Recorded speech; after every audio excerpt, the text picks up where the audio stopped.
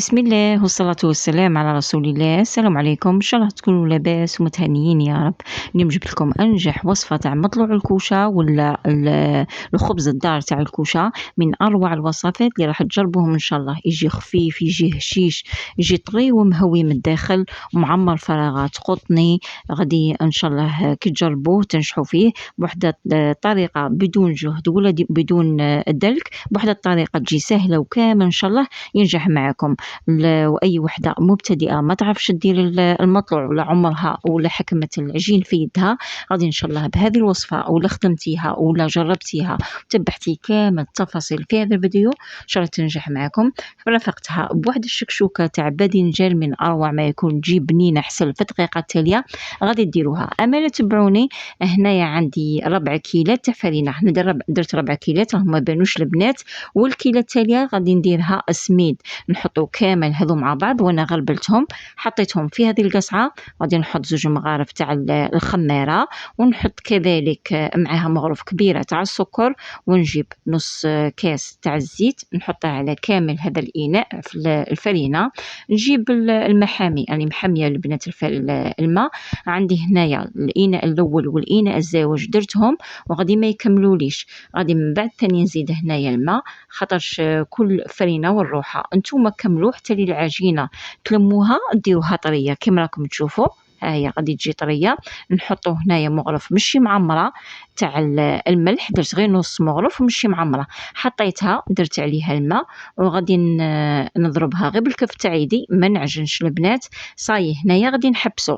هنايا لميت العجينه وراكم تشوفوا العجينه درتها طريه، خليتها قد 5 دقائق برك، 5 دقائق وليت لها. شوفوا راني غادي نرطب العجينه هنايا. هذه العمليه غادي تعاون العجين باش يجي خفيف من الداخل ويجوا فيه هذوك الفراغات اللي من الداخل. خليتها ضربتها ضربات خفيف بيدي وعاودت خليتها 10 دقائق وقت اخرين وعاود وليت لها وضربتها ثاني بيدي كما راكم تشوفوا.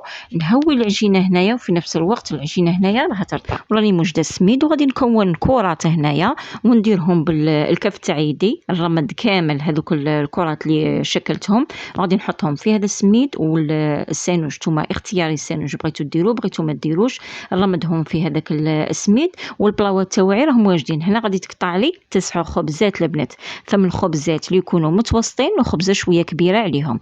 درت 9 خبزات قطعت ليه. هنايا حطيت الخبزات تاوعي على بابي كويسون، وانتوما ديروا الزيت من بعد ديروا شويه تاع كيقول شويه تاع السميد وخبزوا الخبزات تاعكم بالكف تاع يدكم، خلوه يطلع مليح ولا يخمر مليح. ها هو شوفوا كي خمرت لي العجين كي ولا، ومن بعد نطيبوهم نحمروهم مليح البنات. وهنايا الشكشوكه تاعنا عندي فلفله خضراء وحمراء ديت نص نص، وديت حبه كبيره تاع البصل قطعتهم كاع مكعبات، ونحط عليهم الزيت نديهم للنار باش يتقلوا مليح.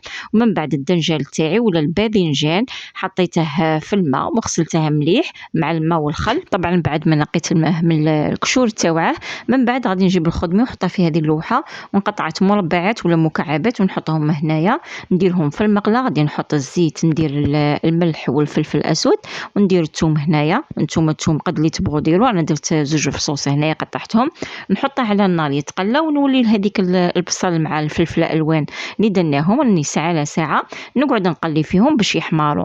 هذا البنات الدنجال هنايا كاع ما يشدناش الوقت، بالخف غادي يطيب من يكون صغير بالخف يطيب. راني نقلي فيه، قليته مليح وغادي نولي لهذيك البصله مع الفلفله نحط عليها 2 حبات كبار تاع الطوماطيس اللي كنت ربيتهم، ولا ندير 3 حبات، نزيد الثوم اللي كنت ربيته ثاني معاهم، ونخلط كامل هذو المكونات مع بعض، خلطهم ونخليهم يقعدوا يتكتكوا في مع بعض هنايا حتى هذيك الصوص تاعنا شويه تخثر.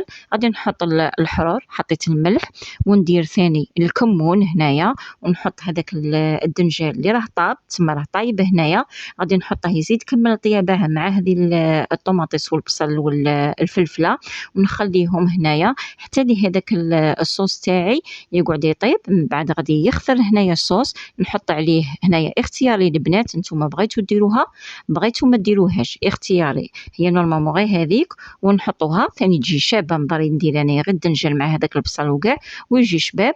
هنايا حطيت البيض ورشيت عليه غير فتيته ملح باش ما يجيناش مسوس، ونخلوه بغيتو تخلوه نص طياب ثاني هذه اختياريه البنات، بغيتو تخلوه كيما هاك وطفو تخلو هذاك البيض يزيد كمل طيابه في هذيك الصوص. انايا حطيت عليهم الفرماج، وهنايا في هذه الاثناء طفيت وبلعته بالبلاعه. من بعد عندي نولي له دوك تشوفوه.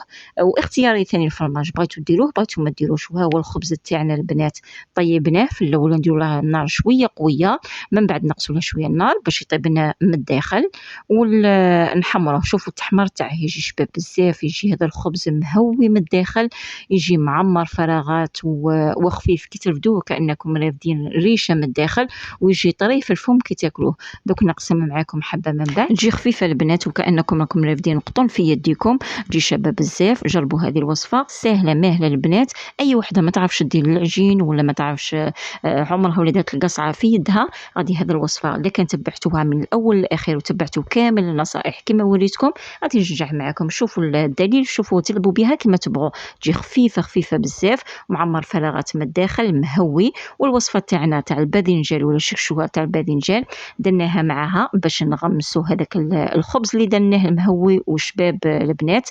ها هو تجي بنينه بزاف، تجي حسل قد ما تاكلوا منها. هذه الوصفه ما تشبعوهاش البنات، ما فيهاش الزيوت بزاف، وغادي ان شاء الله كي تجربوها تنجح معكم. ديروها مع هذاك الخبز وان شاء الله تنجح معكم الوصفه. وطلعوا لي هذا الفيديو الا كان الوصفه عجبتكم، بارطاجوا هذه الوصفه مع حباباتكم وصحباتكم، وطلعوه لي بالبارطاج بلي جام اللي تخلوهم لي، والتعليق اللي حفزوني باش نجيب لكم جديد. سلام.